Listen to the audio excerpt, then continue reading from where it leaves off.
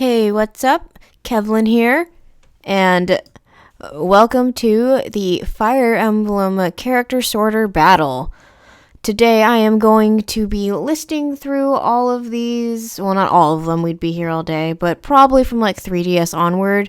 I'm going to be pitting the characters against each other if it was a battle to the death, and I'm going to be going off of their basic, class and their skills and weapons and their knowledge, so there won't be any crazy Fire Emblem Heroes builds and there won't be anything like that.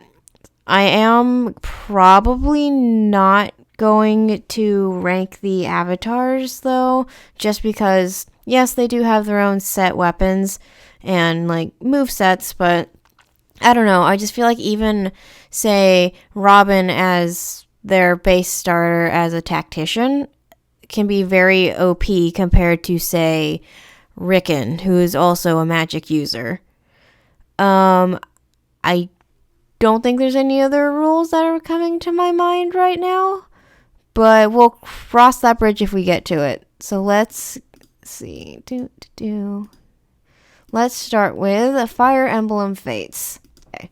Battle 1. Okay. I'm going to be giving this to Fuga. Mikuro is not a fighter.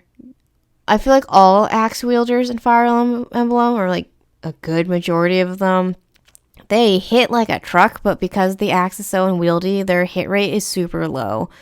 So he could probably one-shot her, but she could probably one-shot him. Nyx, I've had just slightly more luck with. This is the same thing with Arthur and Nyx. Her hit rate, her crit is just a little bit higher. These are basically the same thing. I've had more luck with Scarlet. Who's gonna die first between Makoto's retainers? Oh my gosh, I've got his names. Why am I? It's not Yunaka. Dang it, I'm brain farting on his name. Yukimura, that's what it is. Geez. These guys are really close. I feel like Kagero, her speed is a little bit better, but her strength is a bit better. Probably Seizo. Geez. Ryoma. Probably K's. He has the weapon advantage, armor advantage. I think you could probably take her. You can't. Xander has a higher hit rate, but he has a higher crit rate. And Xander is known for missing his shots, at least in my game. These two don't usually cross my mind. Her defenses aren't that good, so probably parry. Ooh. Let's see. Kagero? Hannah probably. They're both neutral path dagger users. I think Kay's just barely squeaks out in front of him. Ooh, the two old veterans. Let's see. I think Gunter would win. A tale as old as time. Leo. I don't know. He hits like a wet noodle, but she doesn't have any HP. It's basically whoever lands a blow first. I think that'd probably be him. The results are in. The top 3 battlers are Ryoma, Kaze, and Jacob. Honorable mentions go to Leo and Xander. Okay. Here, just gonna scroll down. Oh, crap. I didn't add the second gen. Oh, well. Too late to turn back now. Fire Emblem Awakening characters going at each other. I feel like history is gonna have to repeat itself. Both of them aren't very good, and they both have their type movement both have very strong disadvantages. I think Sumio wouldn't do as well, just because any bow can take her down. You have to have a specific armor-slaying weapon to take him down. Nah. Nah, I don't really feel like it. Why don't you ask me later? Now, here's the thing. I think Tiki would absolutely destroy Chrom and pound him into the ground, but he has Falchion, so I'm going to have to give this one to him. She'd destroy Chrom. I I know he wouldn't want, neither of them would want to fight this fight, but I think Crom would win. I see a picture of Odin, and I think magic, but it's Owain, and he has a sword. You have magic, so you'd probably be able to beat him. They're also pretty much the same thing, and I have bad luck with both of them. I don't remember what would happen if we masterclass them. One of them gets a sword, right? I have very smooth brain and information slips off of it very easily. I'm gonna go with Sumia. Alright. Here are the results for the Awakening one. We have Sully in number 1, Flavia in number 2, Longq in number 3, and then honorable mention. Oh, we have a tie for third, so Longq and Lucina, and then honorable mention go to the 2 siblings, Sayri and Yenfei. Okay. Yeah, I feel kind of bad with the ones that don't have weapons to begin with, but that's just how the game works, and if you're able to squeak by and level up, you'll get a weapon. If fate decides that you don't see tomorrow, then that's just how it do. Okay. Shamir. Yuritsa. You're not really playable in Fate's 3 houses, but you're not very useful. Rhea. Ooh. I don't know, actually. Dedue has excellent defenses, and he's pretty good. He's one of the few axe users who breaks the rule of he does have a much higher hit rate than, say, like, Camilla does. Felix, I think, would barely win just because he has the weapon advantage. You're leader for a reason, right? Or are you the leader? I don't remember. Which one's Thales? You. Hilda does run into the problem of high attack, low hit. You hit like a wet noodle, so Hilda would probably win. When you when you start rebelling against your own boss, boss makes $1, I make a dime, so I cry on company time. Ooh, now this would be a good battle.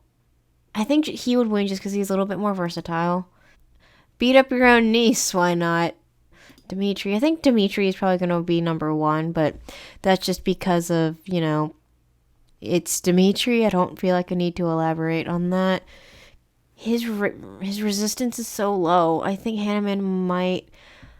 No, I know I'm going to get a lot of flack for this, but in my playthroughs of 3 houses, Hanneman was a lot... I used him a lot more than Raphael. Maybe it's just because he was a neutral path, but oh well. I feel like Annette would just probably destroy him just because she has magic. I keep forgetting she's supposed to be an axe user. I've always used her as a mage first and axe user secondary, but Ash is only portrayed with a bow, especially in 3 houses. So Annette, in every single way, Edelgard should win, and I think she probably would, but this is including the time skip, and Dimitri can't control his own strength, and especially if this is feral Dimitri, I think he'd win. Ooh. Both have very good movement, and both are very versatile in weapons. I'm just going to say Seth because he's a neutral path, but I feel bad doing this with Seth. They both run into the same problems that they're both armored axe users, but she has a relic and a crest. I think Edelgard would... No.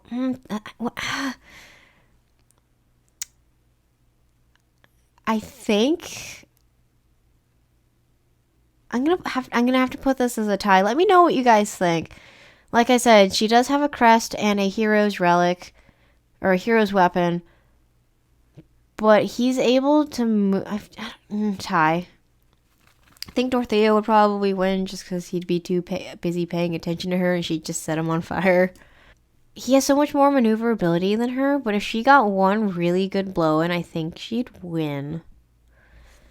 I'm probably going to say Edelgard. Marianne's not a fighter. She's not a bad character. She's just not a fighter. She would beat Linhardt, though, and so would she, and him, and him. Linhardt isn't a bad unit. He's just basically starts out as a healer and has some magic, and he just has no will to fight. He'd just rather lay down and let the earth reclaim him.